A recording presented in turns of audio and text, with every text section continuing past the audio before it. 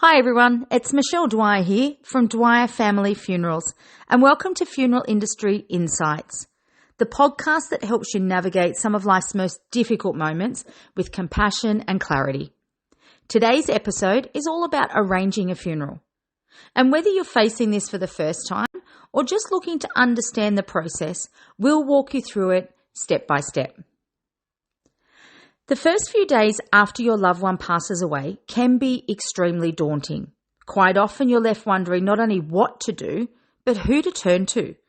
Other family or friends may refer you to a funeral director that they know or that they have used previously themselves.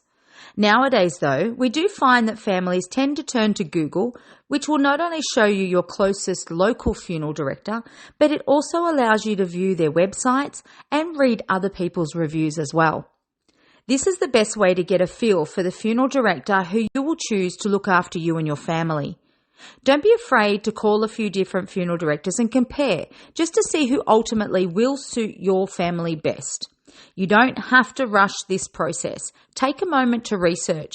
You can compare prices and services through platforms such as Gathered Here or Bargo, where you're also able to upload your information and have a few different funeral directors reach out to you. This can be via email or phone, depending on your choice as well. Not all funeral directors are the same, so they will offer different packages. Feel free to ask them what makes them stand out from the others. Once you have chosen the funeral director to look after your loved one, you will make an appointment to see them.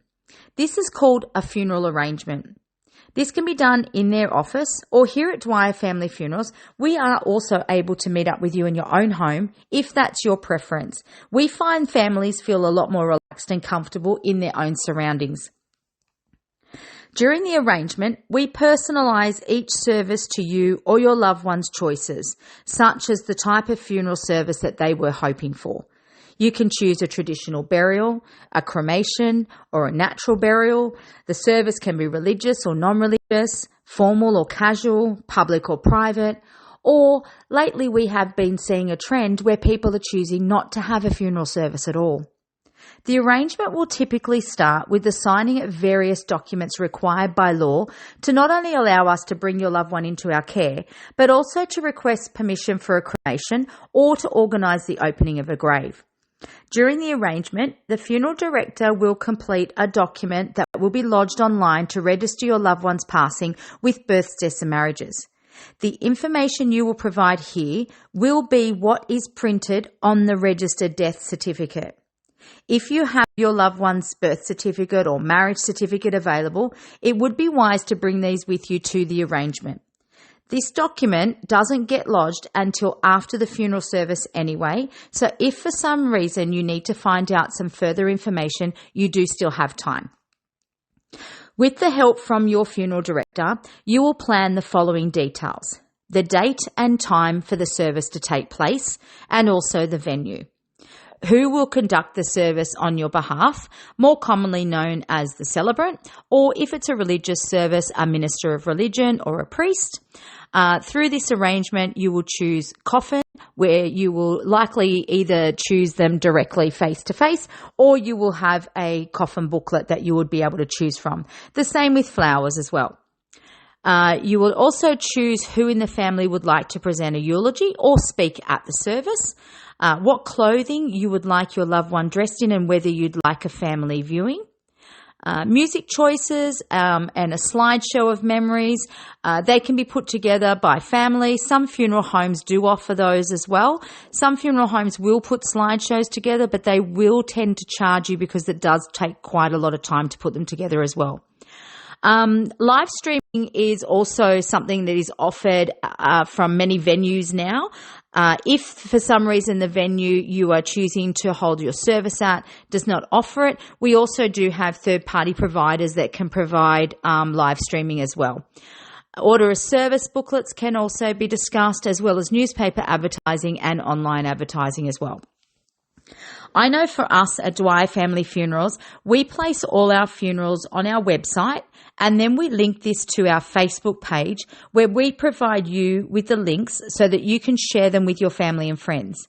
This assists families by having to just send out a generic message, and they can link that link to their Facebook page as well, rather than having to contact many people individually. If your preference is for a private funeral, funeral notices can be placed still on our website, but we just don't put any details in there, therefore allowing you still the opportunity of letting the community know that your loved one's passed away, but also it ensures that the funeral remains private. One of the biggest questions that people do ask and can sometimes have no idea about is how much a funeral is going to cost. Funerals can range from a few $1,000s to over $15,000 depending on location and on your personal choices. Most cremation funeral services do range between around about $7,500 and $10,000 inclusive of GST. It is harder to put a price on burial services, as this not only depends on your choice of cemetery, but also whether your family has a pre-purchased grave or whether they need to purchase a grave at the time. Don't be afraid to be clear about your budget to your funeral director, and also to ask them for an itemised quote before you commit to anything. All funeral homes are unique. Some are owned by large corporations, some are owned by smaller corporations. And then there are the independents, who are generally still owned by families. And quite often you'll find that these families are local to your own area. Pricing will depend on each of these and the way they structure their pricing. All funeral homes must display their pricing on their websites.